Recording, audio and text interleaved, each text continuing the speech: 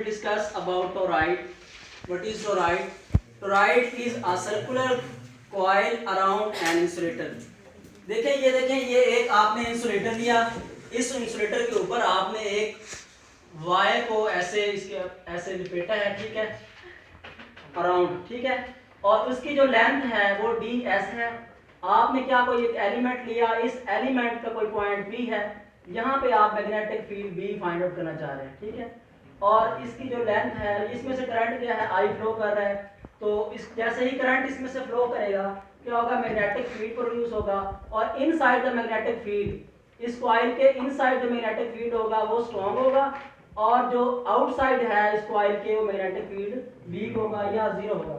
तो हम क्या करना चाह रहे हैं, बेसिकली हम फाइंड करना चाह रहे हैं magnetic field inside the coil and magnetic field outside the coil, okay.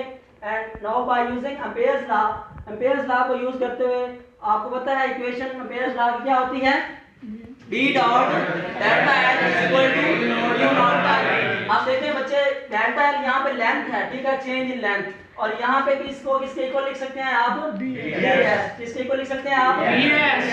अब यहाँ पे देखें आप, ये B डॉट डेल्टा L, अब हमने यहाँ पे इंटीग्रल साइन लिया। इंटीग्रल साइन क्यों लिया है, तो जैसे कर्व सरफेस पे आप इंटीग्रल फाइंड करना चाहते हैं, तो यहाँ पे इसलिए आपने ये इंटीग्रल साइन लिया, B dot delta S is equal to mu naught I, where B is magnetic field, ds is length, mu naught is constant and I is current, ठीक है। तो यहाँ पे आप डॉट प्रोडक्ट खत्म करें तो एंगल कौन सा आता है, cos थीटा, ठीक है, तो यहाँ पे cos थीटा। अब बच्चे मुझे यहाँ पे एक बात बताएं कि जैसे लेंथ है ds, उसी साइड पे मैग्नेटिक फील्ड है, मीन दोनों दो पैरेलल चल रही हैं, दोनों क्या है, पैरेलल है, दोनों पैरेलल हैं, तो एंगल कौन सा आएगा, जीरो। तो आपको पता है cos 0 क्या होता है, cos 0 1 होता है, शाबाश। तो अब यहाँ पे आप देखें तो इसमें वैल्यू पुट करें cos 0, तो आपके पास क्या आएगा, VDS, cos 0 1 होता है तो म्यू नॉट I, ठीक है। अब यहाँ पे इंटीग्रल साइन जो कांस्टेंट है B, उसको बाहर लिख लिया और इंटीग्रल लिख के, और ds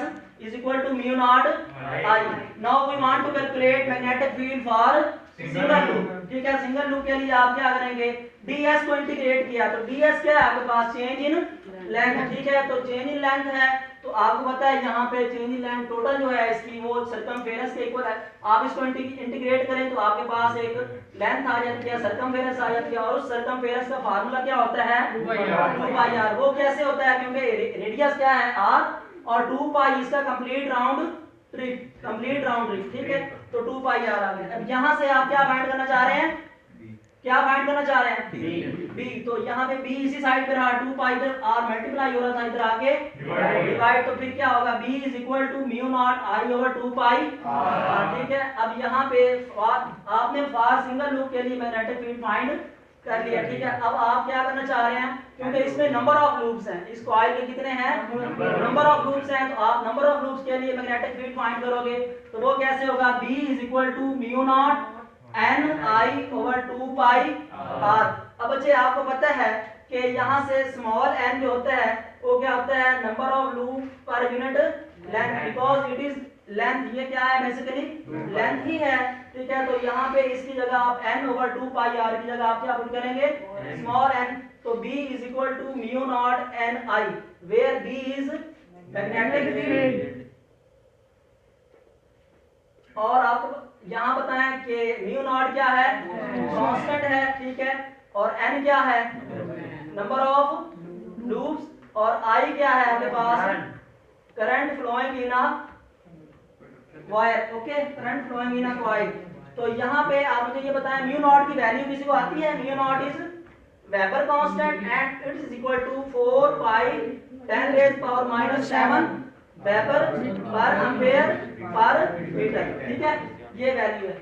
so we have calculated that magnetic field inside and outside the toroid. Thank you very much.